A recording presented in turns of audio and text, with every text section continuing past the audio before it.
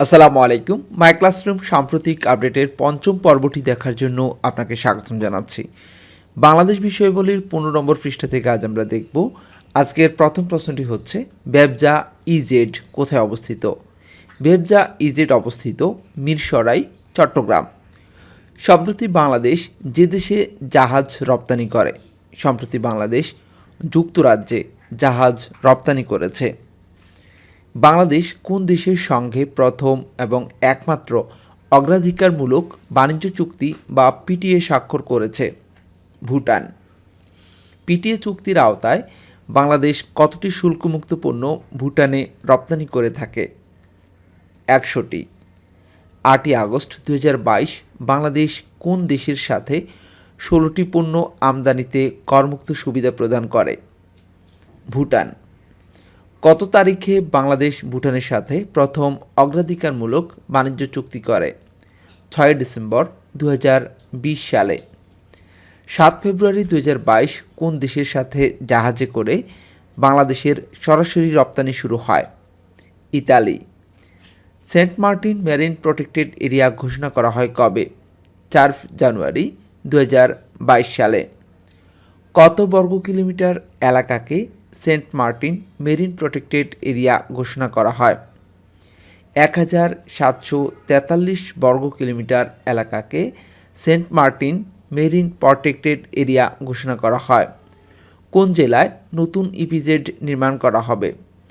এখানে 4টে অপশন রয়েছে, সঠিক উত্তর হবে উপরের সবগুলি, অর্থাৎ গাইবান্ধা, যশোর, পটুয়াখালী, এই 3টি জেলায় নতুন ইপিজেড নির্মাণ করা হবে। দেশের শেয়ার বাজারে প্রথম ইসলামী শরিয়া ভিত্তিক বন্ড লেনদেন শুরু হয় কবে? 13 জানুয়ারি 2022 সালে। G2G এর উদ্যোগে বাংলাদেশ অর্থনৈতিক অঞ্চল প্রতিষ্ঠা করেছে কোন দেশ? ভারত, চীন, জাপান। উত্তর হচ্ছে উপরের সবগুলো। বাংলাদেশ ও অস্ট্রেলিয়ার মধ্যে বাণিজ্য ও বিনিয়োগ বিষয়ক কাঠামো চুক্তি স্বাক্ষরিত হয় কবে? 15 সেপ্টেম্বর 2021 সালে। 2020-21 অর্থবছরে বাংলাদেশ কোন দেশে সর্বাধিক রপ্তানি করে? যুক্তরাষ্ট্রে। বিশ্বে বাইসাইকেল রপ্তানিতে বাংলাদেশের অবস্থান কত?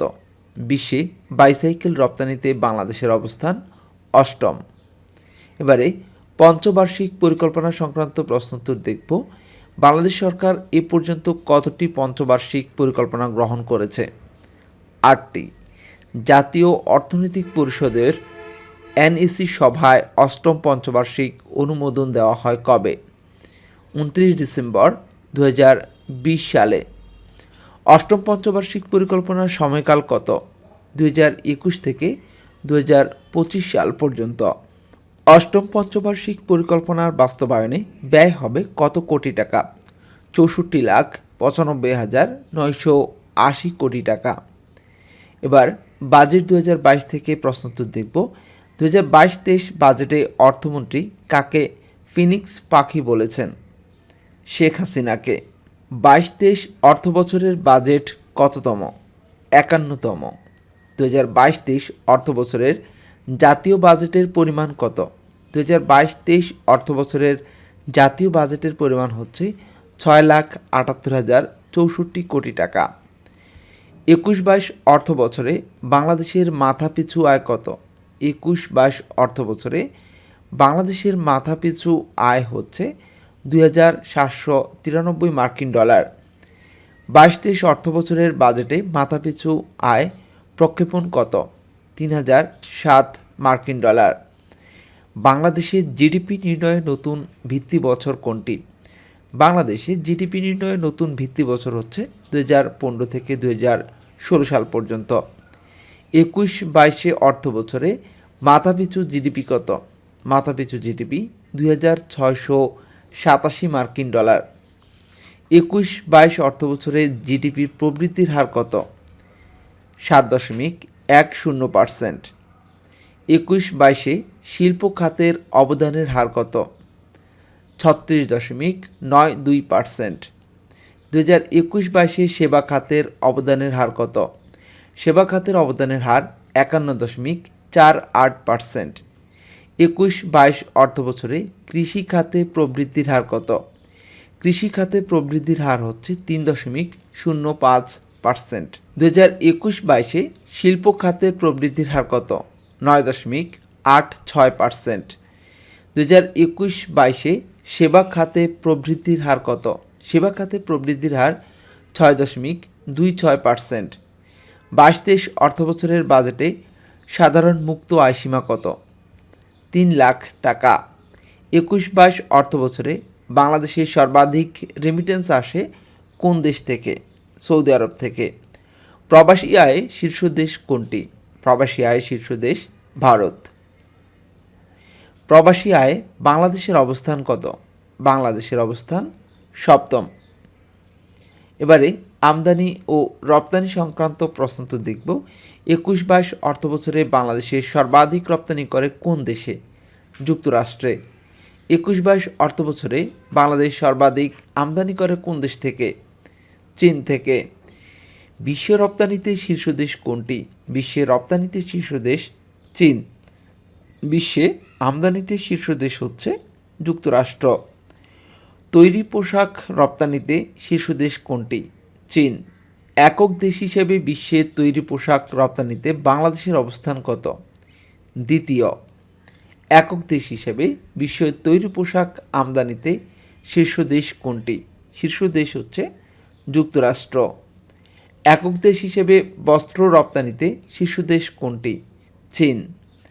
একক দেশ হিসেবে বস্ত্র আমদানিতে শীর্ষ দেশ হচ্ছে যুক্তরাষ্ট্র। একক দেশ হিসেবে বিশ্বে বস্ত্র আমদানিতে বাংলাদেশের অবস্থান হচ্ছে চতুর্থ। বাংলাদেশের পোশাক খাতে স্বীকৃতিপ্রাপ্ত সবুজ কারখানার সংখ্যা কতটি? 171টি। এবার অর্থনৈতিক সমীক্ষা 2022 অনুযায়ী প্রশ্নোত্তরগুলি দেখব। বাংলাদেশ অর্থনৈতিক সমীক্ষা 2022 অনুযায়ী মোট জনসংখ্যা কত? 16.91 কোটি। বাংলাদেশ অর্থনৈতিক সমীক্ষা 2022 অনুযায়ী জনসংখ্যা বৃদ্ধির হার হচ্ছে 1.37%। জনসংখ্যা ঘনত্ব প্রতি বর্গ কিলোমিটারে কত? অর্থনৈতিক সমীক্ষা 2022 অনুযায়ী জনসংখ্যার ঘনত্ব প্রতি বর্গ কিলোমিটারে 1140 জন। বাংলাদেশ অর্থনৈতিক সমীক্ষা 2022 অনুযায়ী প্রত্যাশিত গড় আয়ুষ্কাল কত? 72.8 বছর। বাংলাদেশ অর্থনৈতিক সমীক্ষা 2022 অনুযায়ী দারিদ্র্যের হার কত? 20.5%। আজ এই পর্যন্তই। এতক্ষণ পর্যন্ত মাই ক্লাসরুমের সাথে থাকার জন্য ধন্যবাদ।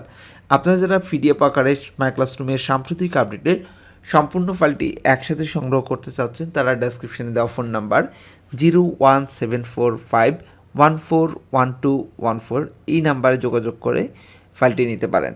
অবশ্যই বিকাশ চার্জ প্রযোজ্য। বিকাশে আপনি 50 টাকা সেন্ড মানি করে আপনার নাম্বারটি অর্থাৎ হোয়াটসঅ্যাপ নাম্বার বা ইমো কিংবা ইমেল অ্যাড্রেসটা আমাদের জানাবেন। আমরা খুব সংক্ষিপ্ত সময়ের মধ্যে দিয়ে দেওয়ার চেষ্টা করব। সাথে থাকবেন। আল্লাহ হাফেজ। আসসালামু আলাইকুম।